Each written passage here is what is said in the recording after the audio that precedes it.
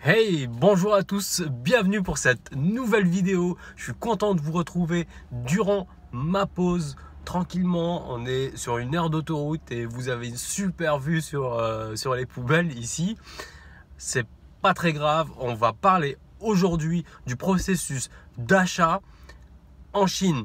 On va parler de l'achat au niveau du fournisseur, du transport, etc., de la réception, de la TVA, enfin, d'un tas de choses.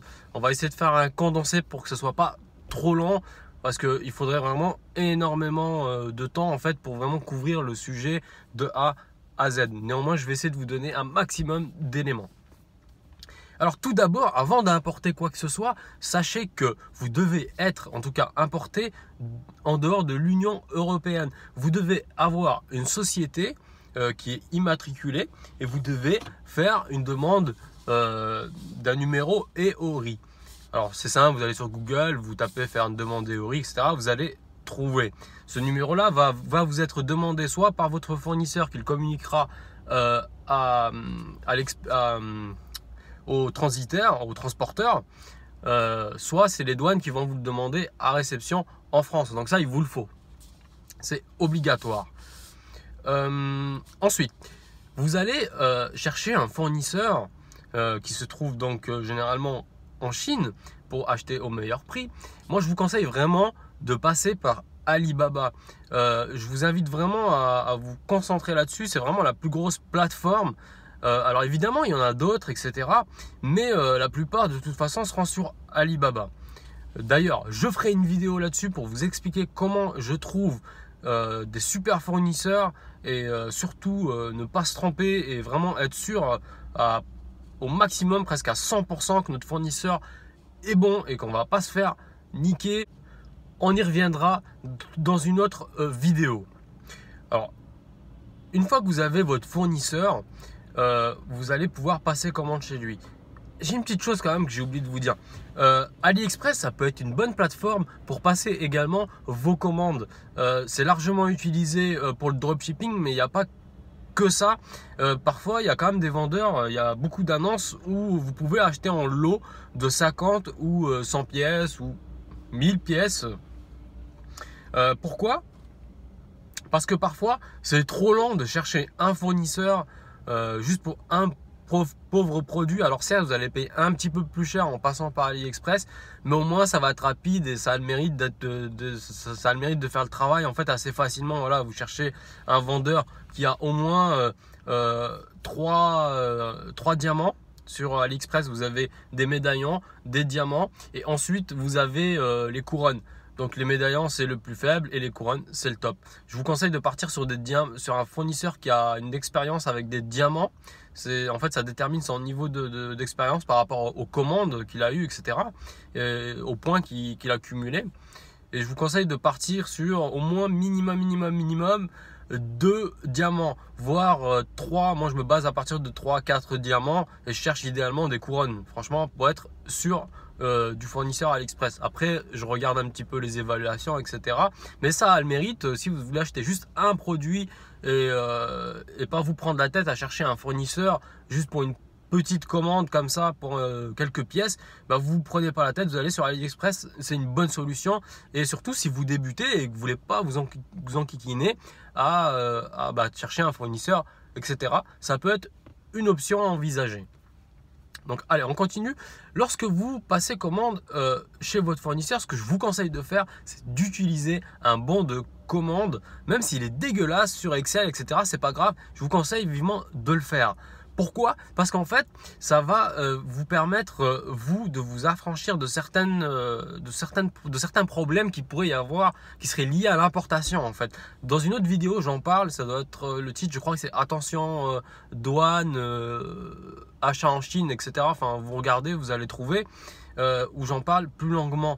En fait, en ayant un bon de commande, vous allez pouvoir ajouter des mentions concernant tout ce qui est propriété intellectuelle. Il faut savoir qu'en Chine, c'est pas les mêmes lois qu'en France, etc. C'est un peu compliqué. Il y a certains articles selon le domaine dans lequel d'activité vous travaillez, selon les produits que vous importez. Il peut y avoir des produits où il y a facilement un logo qui va être imprimé sur le produit et là vous allez avoir de gros ennuis avec la douane puisque ce sera assimilé à de la contrefaçon et vous allez devoir vous défendre. Donc regardez la vidéo si le sujet vous intéresse. Donc vous faites un bon de commande et vous envoyez ce bon de commande au fournisseur qui lui va traiter votre commande et expédier votre marchandise. Ce qui va se passer, c'est qu'il va vous retourner une proforma invoice, PI en abrégé. Il va vous retourner une proforma invoice qui va en fait vous permettre d'avoir la somme totale à payer pour votre marchandise. Pour ce qui est du transport, il y a plusieurs façons de fonctionner. Généralement, la plupart des fournisseurs vont vous proposer de s'occuper entièrement du transport et de vous facturer la totalité. Moi, je privilégie cette solution-là. Alors, c'est la solution de facilité et parfois, elle peut être un peu plus chère que si vous vous débrouillez tout seul avec un transitaire. Mais ça a le mérite de glisser tout seul, vous vous occupez de rien. Si vous choisissez correctement votre fournisseur, il n'y aura pas de souci de ce côté-là. Parce que ce qui peut se passer, c'est que vous soyez surfacturé en fait au niveau du transport, puisque vous ne savez pas, il va jouer sur ça. En fait, il va vous, par exemple, au lieu d'avoir 300 ou 400 $ de transport, il va vous mettre 450. Voilà. Bon, c'est pas toujours voulu, c'est simplement qu'il prend une marge de sécurité parce que le coût du transport varie un petit peu en fait très régulièrement, donc il va prendre une marge de sécurité. Voilà. Moi je privilégie cette solution là pour la plupart des envois, sauf vraiment cas exceptionnels, gros envois, etc. où là je vais peut-être vraiment regarder chez un transitaire, etc. Pour ça. Alors évidemment, cette solution-là, et la plupart du temps, c'est pour du transport en express, c'est-à-dire par avion. Donc ça va arriver soit en DHL ou TNT ou que sais-je encore, UPS, etc. Et c'est la solution la plus rapide, entre 3, 5, 6, 7 jours pour être livré. Vous avez des formules des prix différents en fait. Vous avez des un peu plus longs qui vont jusqu'à 7 jours et des rapides avec DHL en 3-4 jours vous êtes livré. Ça c'est vraiment utilisé pour les petits produits de petits volumes qui sont pas très lourds, parce qu'en avion le transport coûte vite cher. C'est sûr que vous n'allez pas pouvoir importer des vélos elliptiques par exemple par avion, ça va vous coûter une blinde, c'est impossible. Donc il va falloir faire venir ça en conteneur, par bateau, etc. Je vous conseille de vous rapprocher auprès d'un transitaire en France qui se chargera de toutes ces formalités. Petit détail qui a son importance, si vous commencez avec un nouveau fournisseur, j'ai oublié de vous en parler, c'est de demander des échantillons avant de passer une grosse commande. Ça paraît logique, ça paraît normal, mais moi, à ma première commande, ça ne m'est pas venu à l'esprit, je ne savais pas que ça se faisait et j'ai eu l'erreur de ne pas le faire. Bon, ça s'est bien passé, etc. Donc, il n'y a pas de souci. Mais je vous conseille vraiment de demander des échantillons pour pouvoir contrôler la qualité du produit, la fiabilité du fournisseur. Sachez que pour les échantillons, les fournisseurs vous les offrent la plupart du temps. Vous n'aurez qu'à payer le coût du transport en DHL ou enfin le coût du transport en express. Voilà. Parfois, ils peuvent vous faire quand même payer les échantillons. Ça se négocie et ça dépend des usines. Perso, j'évite de payer les échantillons, mais bon, après voilà, chacun a sa politique. Je ne vais pas batailler pour gratter quelques sous, quelques dollars sur des échantillons. Donc voilà, on en revient maintenant. Donc bon de commande, transport, voilà. Donc ça arrive en France, bingo, ça passe la douane, etc. et ça va vous être livré. Alors sachez que le transporteur peut vous appeler avant pour vous demander de payer les droits de douane, de taxes, etc. Par téléphone. Moi je dis toujours non, je paye à la réception. Donc une fois que vous recevez votre marchandise, vous allez payer par chèque. Je crois qu'ils prennent les espèces, mais je suis pas certain là, parce que bon, je paye jamais en espèces, mais on fait des chèques, voilà. Maintenant, on a ouvert des comptes chez pratiquement tous les transporteurs express, donc on est prélevé automatiquement, on est juste livré et puis le prélèvement se fait automatiquement. Donc je vous invite à contacter DHL, TNT, etc. Enfin le transporteur avec qui vous travaillez le plus pour lui demander d'ouvrir un compte et que ce soit prélevé automatiquement. Demandez bien un compte pour l'importation, c'est important. Voilà.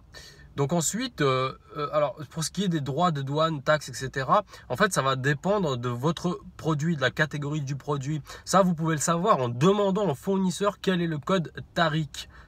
Donc vous prenez ce code TARIC, vous tapez sur Google et vous allez tomber sur le site du gouvernement et vous allez trouver le taux, le pourcentage en fait pour votre produit sur lequel vous allez être taxé. Vous payez des taxes en fait. C'est des taxes qui sont en plus de la TVA, c'est des droits de douane, voilà, tout simplement. Alors, il y a aussi une petite participation au niveau du transporteur parce que voilà, il effectue les formalités de dédouanement pour vous. C'est pas grand chose, mais bon, ça vient aussi se rajouter.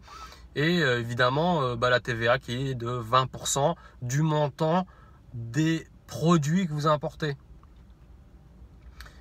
Je pense que j'ai fait le tour au niveau des droits de douane, taxes, etc. Ouais, j'ai fait le tour.